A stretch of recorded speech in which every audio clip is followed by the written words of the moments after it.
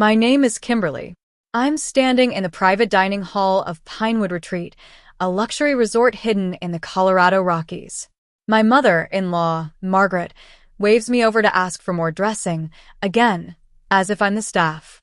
It's infuriating, especially considering I've been part of this family for over a decade, contributed to the meal, and set half of the table. But they don't know that I'm not just a guest this year. I own this place. I'm the one behind the reservation policy changes they've been complaining about all morning.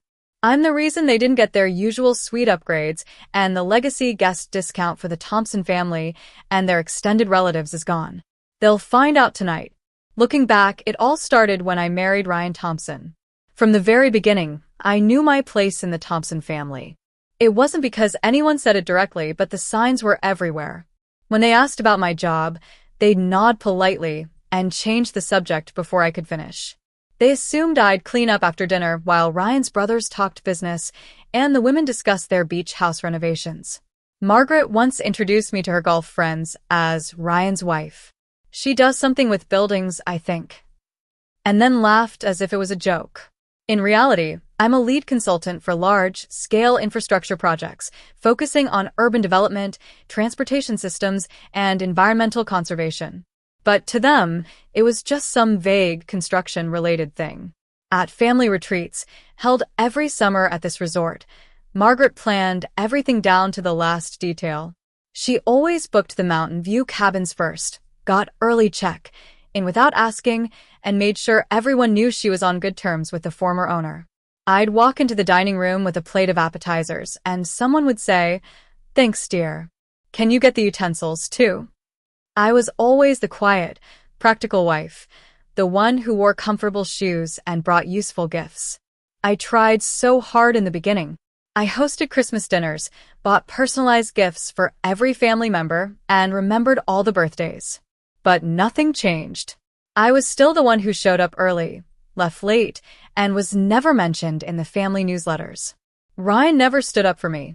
It wasn't that he was mean, he just didn't notice. When I told him about Margaret's snide remarks or his cousin's rude comments, he'd say, "They mean well." It became his default response, and eventually, it made me silent. Last summer, something snapped. Ryan's uncle made a joke about my old car, and everyone laughed, including Ryan. That night, I sat on the cabin balcony, looking at the stars. I stopped asking myself what I did wrong and started asking what I was waiting for.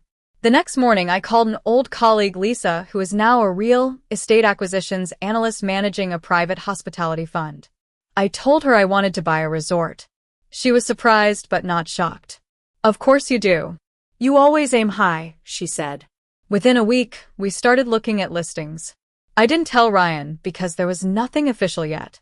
4 months later, we found Pinewood Retreat. It was a gem caught between rising property taxes and disinterested owners. Lisa said, "You're not just buying a resort. You're buying their memories and taking control of their special place." I liquidated a large part of my investment portfolio, used my consulting fees and dividends, and sold my stake in a tech startup. We formed a holding company, Evergreen Resorts Holdings, to keep my identity hidden. Lisa handled the negotiations. The deal took 6 weeks to close. The first time I walked around the resort as the majority owner, I did it alone in the early morning. I stood in the dining hall where Margaret had once scolded me for misplacing the salt shaker and ran my hand along the railing she leaned on every night. I felt calm, knowing that ownership was a quiet, final thing. We made some changes. We upgraded the heating and cooling systems, raised staff salaries, and tightened the back and operations. We removed the Thompsons from the legacy guest list, saying it was a policy change. They just assumed some faceless corporation had bought the place. They complained in the family group chat, saying it had lost its charm. This year, when the family retreat came around, Margaret took credit for booking the same cabins. What she didn't know was that those cabins had been reassigned twice. I reinstated them at full price, no discount. The champagne was a courtesy I almost cut, but decided to keep. We arrived on a Thursday. The same greetings, the same clinking glasses, and the same air of superiority. No one noticed I wasn't checking in at the front desk. I walked past it with a manager, looking at staff schedules on my tablet. To them, I probably looked like I was just hovering around. At the welcome brunch the next day, the complaints started. Ryan's sister, Emily, said the check-in staff was cold. His cousin, Hannah, said the valet took forever. Margaret added that the pancakes weren't as good as last year. They were too busy complaining to notice me sitting at the end of the table, sipping my coffee and looking at my resort-issued tablet. That night, at the welcome dinner, Margaret had chosen a mountain, chic theme. I wore the same black dress I'd worn to my business presentation years ago. It fit better now. I sat next to Ryan, who didn't ask where I'd been or what I'd been doing. Halfway through the meal, Ryan's cousin, Jake, who once laughed at my homemade gifts, made a comment about the new fitness center. Who renovates in the middle of the season? Amateurs, he said. The conversation turned into a storm of complaints. Then Margaret raised her glass and said, I hope whoever bought this place understands that families like ours built its reputation. After dessert, I excused myself, telling Ryan I needed some air. He just nodded, not even looking up. I stepped out onto the terrace, took out my phone, and called our general manager, Jake. It's time, I said. Inside, I watched through the glass doors as Jake stepped to the front of the dining room. He tapped his glass and said, Good evening. This year, Pinewood Retreat has a new majority owner. Please welcome Miss Kimberly Thompson. The room went dead silent.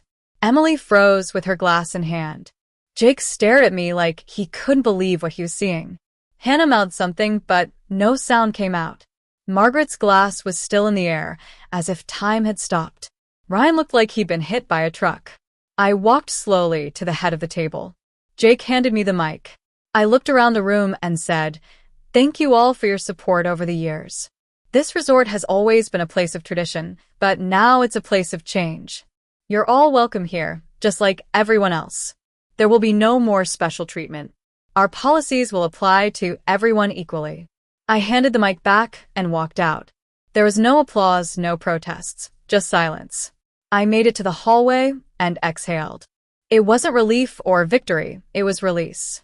The next morning, I didn't go to brunch. I had work to do. I walked around the resort with Jake, checking staff logs and maintenance requests. By noon, the messages started coming in. Ryan's cousin, Tom, texted asking to talk about the cabin. Hannah sent a message saying she was impressed with my hospitality skills. Margaret called twice, but I let it go to voicemail. Ryan showed up at my door. Can we talk? He asked. I stepped aside. He just stood there, hands in his pockets. Why didn't you tell me? He asked. I replied, Why didn't you ever ask? That night, I attended the cocktail party for legacy guests. The air was thick with discomfort. I walked to the front and said, Some of you know me, some of you thought you did. Behind me, a screen showed plans for a new mountain-side spa, expanded cabins, and a community center. At the top was the Grace Women's Fund, named after my mother, who worked as a cleaner for 20 years and taught me that respect is earned, not given. After the event, Emily cornered me, saying there was a misunderstanding about the cabin lease. I told her the lease had expired 2 years ago. She tried to make an excuse, but I showed her the evidence of her illegal subletting. I gave her my legal team's contact and told her she might need an accountant. Ryan's uncle, who once made fun of my simple clothes, emailed asking to extend his lease. I sent him a 30-day notice to vacate and said the cabin would be given to a charity for homeless veterans. Margaret showed up unannounced, trying to talk to me about appearances and how this would affect Ryan. I listened, then showed her evidence of her mistreatment of former employees. I told her if she tried to play the victim, it would go public. She left looking defeated. 3 days later, I sat alone on the dock at sunrise, sipping my coffee. I wasn't angry anymore. I had spent years shrinking myself to fit into a family that never saw me. Now I was fully in view, and they didn't know what to do. Ryan moved out a month later, leaving a note that said, I didn't see you and I should have. I kept the note, not for sentiment, but for the clarity it brought.